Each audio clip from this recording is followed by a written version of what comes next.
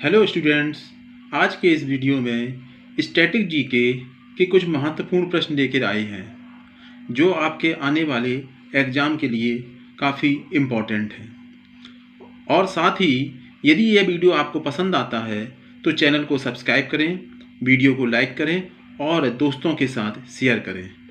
चलो प्रश्न देखते हैं। पहला प्रश्न, निम्न में से कौन सी नदी डेल्टा नहीं बनाती है? आप पहला प्रश्न देख रहे होंगे कि निम्न में से कौन सी नदी डेल्टा नहीं बनाती है। आपको यदि पता ना हो बेटा तो ये ध्यान रखना, जितनी भी भारत में पूरब दिशा की तरफ बहने वाली नदियां होती हैं, ईस्टर्न फ्लो होती हैं, वो सभी डेल्टा का निर्माण करती हैं। तो इसमें डेल्टा नहीं बनाती हैं वो बताना है। तो मतलब भारत की वो नदियां जो पश्चिम दिशा की ओर बहती हैं, अरब सागर में जाके गिरती हैं। तो इसमें सही आंसर होगा नर्मदा। ऑप्शन बी, नर्मदा, ताप्ती, माही, लूनी, साबरमती पश्चिम दिशा की तरफ बहने वाली नदियां हैं और ये डेल्टा नहीं बनाती हैं, जबकि ये क्या बनाती हैं? एस्चुरी बनाती हैं। ठीक है, अगला क्वेश्चन देखते हैं। भारत की पहली महिला राज्यपाल कौन थी? भारत की पहली लेडी गवर्नर, स्टेट गवर्नर कौन थी? रीता फारिया, सरोजनी नायडू, मीरा कुमारी या ऑप्शन डी इनमें से कोई नहीं? तो हो सकता है आपको आंसर पता हो, ऑप्शन बी सरोजनी नायडू। ये 1950 में उत्तर प्रदेश की पहली गवर्नर थी जो भारत की पहली महिला गवर्नर बनती हैं। ठीक है, अगला क्वेश्चन, संविधान सभा के अध्यक्ष कौन थे?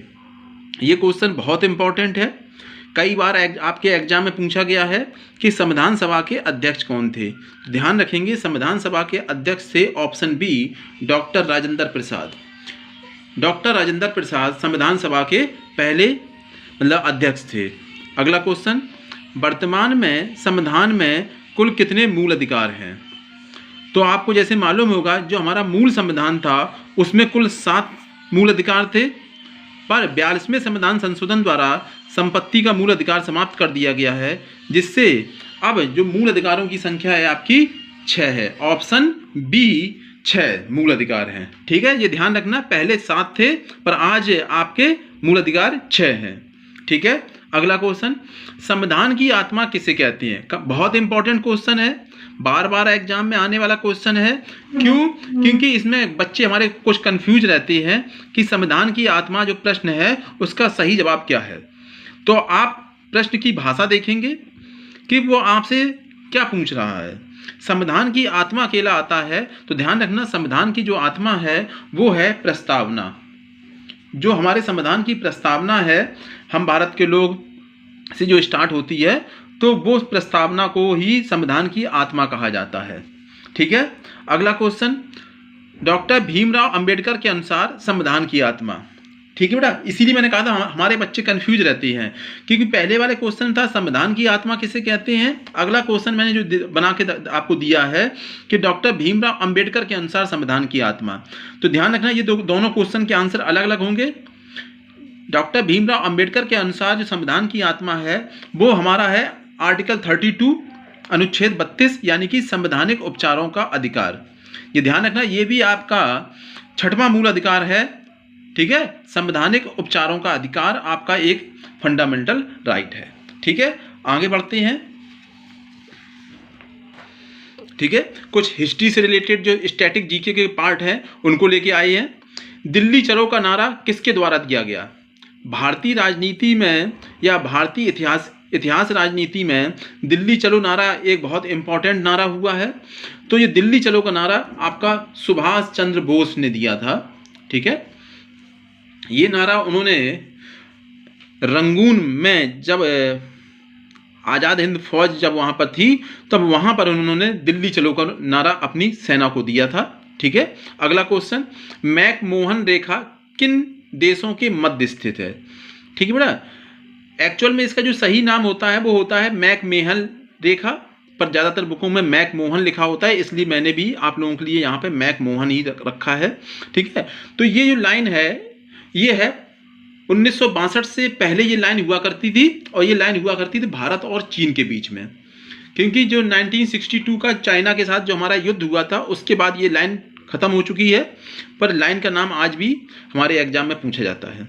अगला क्वेश्चन, सार्क का मुख्यालय कहाँ स्थित है? सार्क आपको पता होगा South East Asian corporation country organisation है, तो इसका मुख्यालय है आपका नेपाल की राजधानी काठमांडू में, ये ध्यान रखना बेटा। और इसकी जो सार्क का जो पहली जो बैठक हुई थी वो हुई थी ढाका में। दोनों चीज याद रखेंगे, दोनों क्वेश्चन पूछे जाते हैं।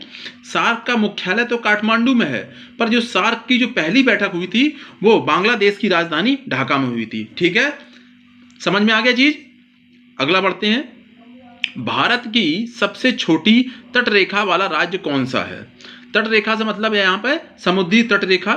ठीक है, तो जैसे आपको मालूम हो गुजरात भारत की सबसे बड़ी तट रेखा वाला राज्य है, पर यहाँ क्वेश्चन सबसे छोटा पूछा गया है, तो सबसे छोटा तट रेखा वाला राज्य है ऑप्शन डी गोवा।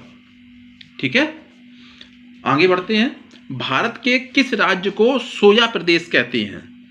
सोया प्रदेश, यहां बेटा सोया प्रदेश से मतलब है सोयाबीन का मैक्सिमम प्रोडक्शन करता है, इसलिए उस क्षेत्र को या उस राज्य को सोया प्रदेश के क्वेश्चन रखा गया है। तो आपसे बेटा दालों से रिलेटेड कोई भी क्वेश्चन आए तो उसका हमेशा एक ही आंसर याद रखना, मध्य प्रदेश। ठीक है, मध्य प्रदेश। आपसे पूछा जाता है कि भारत में दालों का सबसे अधिक उत्पादन कौन करता है, सोयाबीन का सबसे अधिक उत्पादन कौन करता है, तो आपको बेटा सिर्फ मध्य प्रदेश याद रखना है बस। ठीक है, अगला देखते हैं, विश्व का सबसे छोटा महाद्वीप कौन सा है?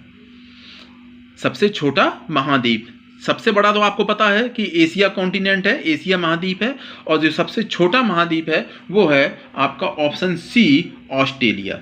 ऑस्ट्रेलिया महाद्वीप एरिया के अकॉर्डिंग सबसे छोटा कॉन्टिनेंट है। ठीक है, अगला क्वेश्चन, गिर राष्ट्रीय उद्यान किसके लिए प्रसिद्ध है? तो बेटा यहां चाहे आप प्रसिद्ध पढ़ें चाहे किसके लिए, ये रिजर्व है।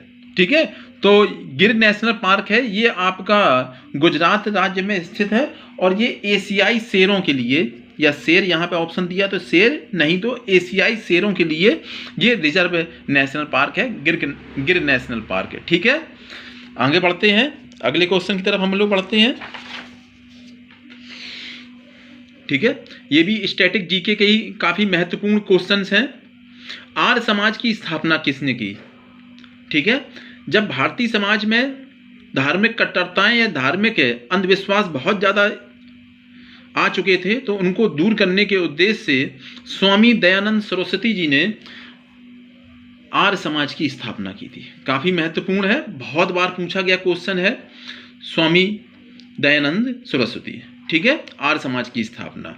अगला क्वेश्चन, फतेहपुर सीकरी का निर्माण किसने करवाया?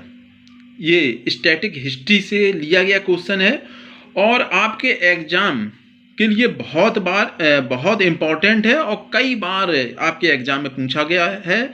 आपने भी ये चीज को खुद महसूस किया होगा। तो ध्यान रखना कि फतेहपुर सीकरी की स्थापना ऑप्शन ए अकबर ने की थी 1572 में अपनी गुजरात विजय के उपलक्ष्य में।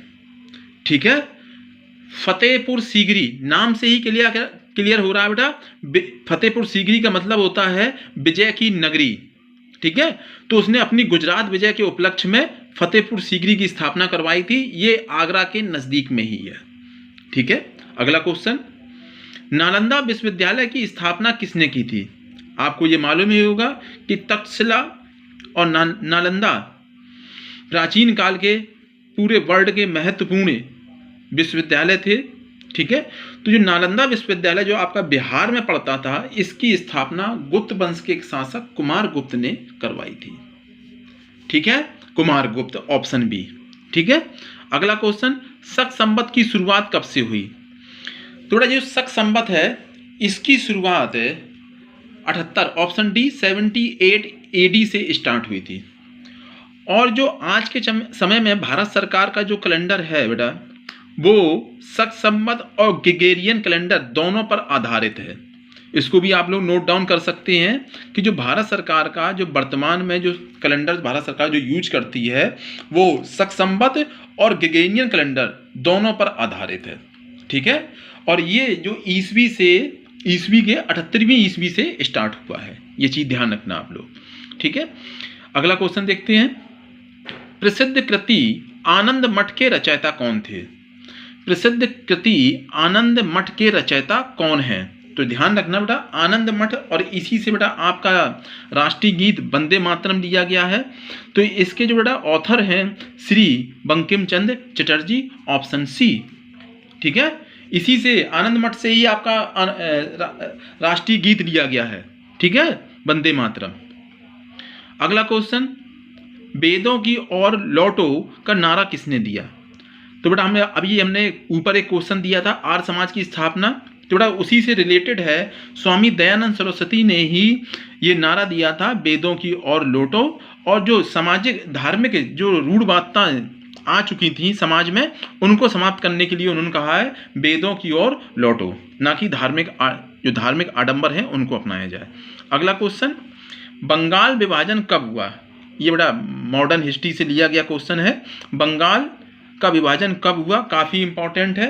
बंगाल के विभाजन 1905 में, और उस समय जो वायसराय था वो कौन था? कर्जन। काफ़ी इंपॉर्टेंट है, कर्जन। ठीक है, ये बहुत बार पूछा गया है कि बंगाल विभाजन किसने किया था, तो आप बताएंगे कर्जन ने किया था। ठीक है, आज के लिए इतना ही, धन्यवाद।